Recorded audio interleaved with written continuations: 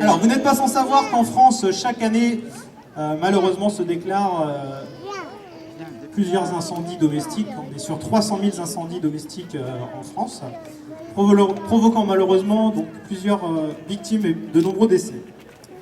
Je vous rappelle par ailleurs que depuis le 1er janvier 2015, les détecteurs de fumée sont obligatoires dans vos habitations. Alors ces petits détecteurs sont vraiment à prendre avec intérêt puisqu'ils permettent de sauver de nombreuses vies chaque année grâce à la sonnerie qui retentit souvent la nuit. En plus des détecteurs, de gestes simples vous permettent de faciliter l'intervention des secours et de limiter la propagation du feu, comme par exemple fermer la porte de chez vous ou les portes dans votre habitation. Quand vous appelez le 18, de donner un maximum d'informations à votre interlocuteur que vous avez à l'appel 18 et aussi de vous manifester aux fenêtres lorsque les pompiers arrivent. Mais pendant que je vous parle, il semblerait que justement un incendie soit en train de se déclarer dans l'habitation juste derrière moi. Je vous laisse apprécier une intervention pour feu. Oui, bonjour, je vous appelle car il y a le feu dans un immeuble. D'accord, donnez-moi l'adresse où il y a le feu, madame. C'est au feu avenue de l'Europe, à Villeneuve-Saint-Georges. Très bien. Les secours sont maintenant en route, hein, ne vous inquiétez pas. Et j'ai besoin d'informations en plus. Vous voyez des flammes? Non, je vois pas de flammes, mais je vois beaucoup de fumée sur 2 étages. D'accord. C'est un immeuble de combien d'étages? 2. 2, très bien. Vous voyez où on des gens qui se manifestent aux fenêtres? Oui, il y a des gens qui sont chez eux, il y a de la fumée qui sort de leur appartement. D'accord. Essayez de les rassurer en disant que les pompiers sont en route, madame. De se protéger des fumées et des flammes comme ils peuvent. Surtout en fermant leurs portes. D'y placer des serpillères mouillées sur le pas de celle-ci. Et de rester aux fenêtres pour que mes collègues puissent venir les chercher. Vous avez compris ce que je viens de vous dire? Oui, très bien. D'accord. Vous pouvez raccrocher, nous arrivons, madame.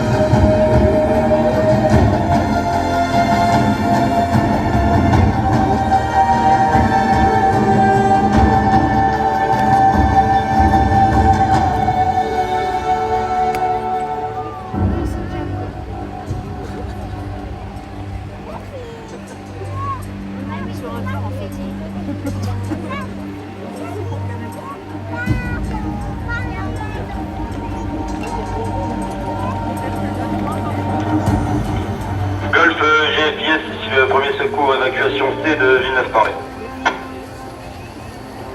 Premier secours évacuation Villeneuve, ici Golf GFIS Parlé. Du chef de gare de Villeneuve. Feu d'appartement au 16 avenue de l'Europe à Villeneuve-Saint-Georges. Au premier étage d'un bâtiment à usage d'habitation R+2. 2 sauvetages et une mise en sécurité en cours. Une lance en manœuvre. Bilan provisoire. 3 victimes, urgence relative. Poursuivons reconnaissance. Golf GFIS Parlé. Message reçu, terminé.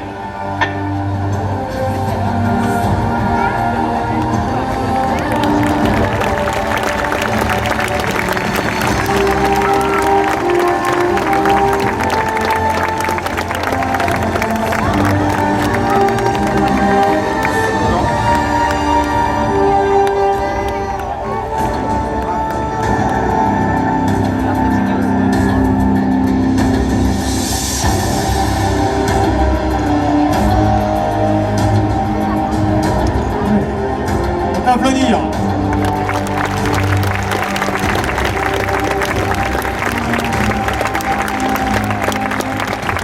Je vais aller à la rencontre du chef de garde. Donc c'est le responsable de l'intervention. On va lui poser 2-3 questions afin qu'il vous explique comment s'organise une intervention pour feu. Bonjour sergent. J'espère que le micro est branché. Bonjour. Bonjour à tous. Alors, super manœuvre. Hein. Merci. Alors, on a vu effectivement qu'un feu s'était déclaré dans cet immeuble ici, qu'il y avait des victimes aux fenêtres. Et on vous a vu arriver avec 3 engins et faire plein de choses. Est-ce que vous pouvez nous expliquer quelles sont vos priorités et les actions que vous allez effectuer? Tout à fait. Donc, effectivement, d'emblée, on a pu voir des gens qui se manifestaient aux fenêtres, des gens qui sont en danger et qu'il va falloir secourir. Donc l'action des premiers engins qui se présentent sera donc les sauvetages au moyen de diverses échelles, notamment des échelles à main et surtout la grande échelle que vous pouvez voir manœuvrer encore actuellement. Donc grande échelle qui sera systématiquement envoyée sur les interventions concernant un feu d'appartement notamment. Ensuite, on a vu qu'il y avait... Ah, vous avez eu un deuxième camion, donc ça c'était sur les 2 premiers, donc mission de sauvetage et d'aller mettre un point d'eau pour éteindre le feu, c'est ça? Et avec votre deuxième engin du coup?